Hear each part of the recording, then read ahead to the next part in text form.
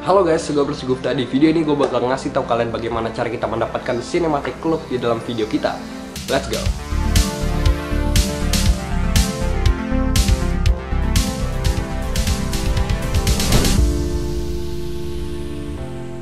Sekarang itu banyak banget orang yang pengen bikin video sinematik dengan embel-embel sinematik yang bikin apa-apa ini video sinematik gue sering banget lihat di Instagram, tapi mereka nggak merhatiin tahap-tahap berikut ini. Berikut ini adalah tips-tips biar video sinematik kalian lebih kelihatan sinematik, bukan sekedar black bar doang. Yang pertama, slow motion. Ya pastilah ya, video yang ada embel-embel sinematiknya pasti harus ada slow motion. Bahkan sinematik asal-asalan pasti ada slow motionnya, karena sinematik kalau nggak ada slow motionnya itu kurang banget. Contohnya ini yang sinematik pakai slow motion.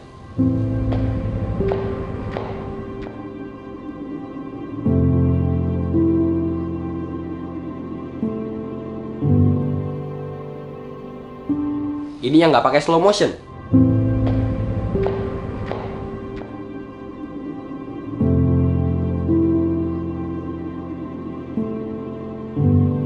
Beda banget kan? Tapi inget-ingetnya kalau kalian pengen slow motionnya wow yang jos, kalian harus perhatiin frame per secondnya.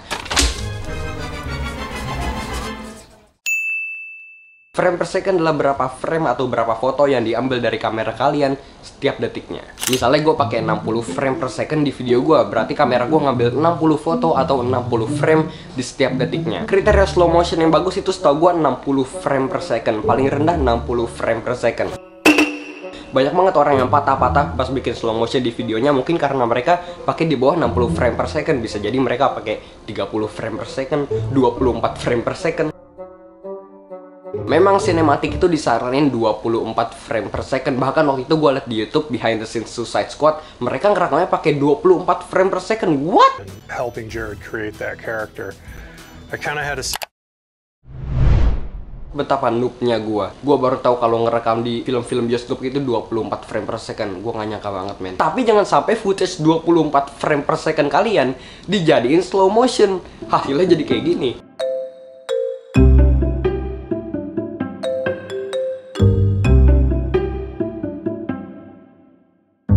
Yang kedua, aperture atau bokeh. Kalau misalnya kalian pernah lihat video kalau objeknya fokus kayak gua dan belakangnya blur, itu namanya bokeh.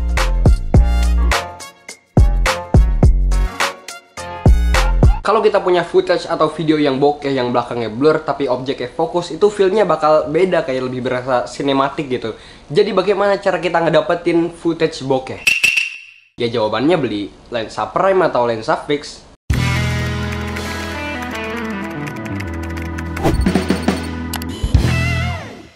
Lensa prime atau lensa fix adalah lensa yang fokalnya itu aja. Misalnya kalian punya lensa prime yang ukurannya 35 mm, ya berarti lensanya cuma bisa ngerekam di 35 mm aja, nggak bisa ganti-ganti. Tapi kalau misalnya kita kesampingin kekurangan dari lensa fix atau lensa prime yang cuma bisa ngerekam di satu fokalnya doang, misalnya kita punya lensa fix yang 35 mm, ya berarti cuma bisa ngerekam di 35 mm aja. Tapi lensa fix ini punya kelebihan khusus, bukaannya besar bro.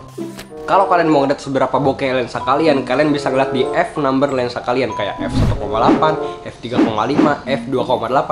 Itu namanya f number lensa kalian. Semakin gede itu maksudnya semakin gede semakin kecil angkanya ya. Misalnya f1,8 itu berarti semakin gede, f3,5 berarti semakin kecil. Semakin gede, misalnya semakin gede itu semakin gede, f1,8 itu makin gede, itu semakin bokeh lensa kalian.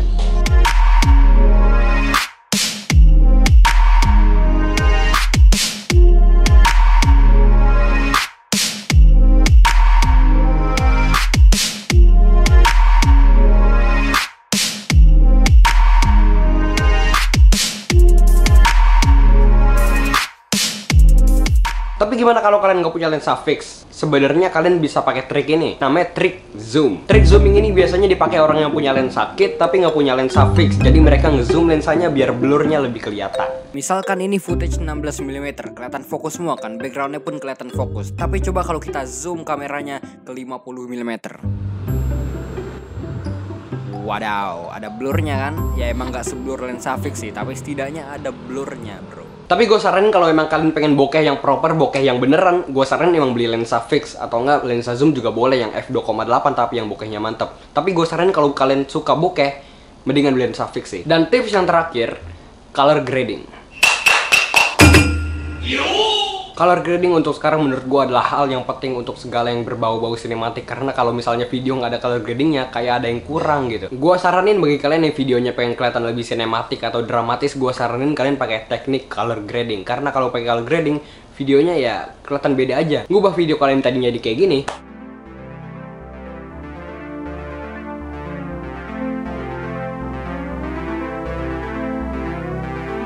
jadi lebih bagus kayak gini.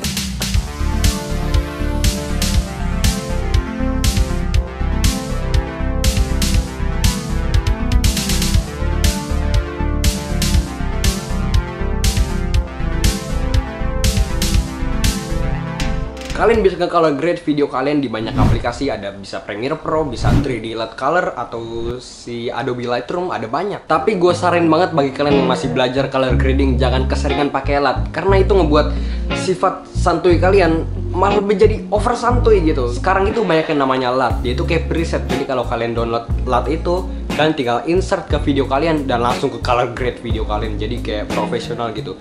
Color grade yang harusnya kita nge-color grade sendiri, temperatur diatur, exposure diatur, whites diatur, turunin flexnya atau highlight, shadow, itu kalian nggak tahu karena keseringan pakai LUT. Itu aja saran gua, jangan keseringan pakai LUT. Kalau kalian emang pengen belajar, ya nge-color grade sendiri. Oke, jadi itu aja video dari gua, mudah-mudahan bermanfaat bagi kalian, mudah-mudahan kalian mendapat ilmu baru dari video ini. Gua Pris Gupta, selamat bertemu di video selanjutnya.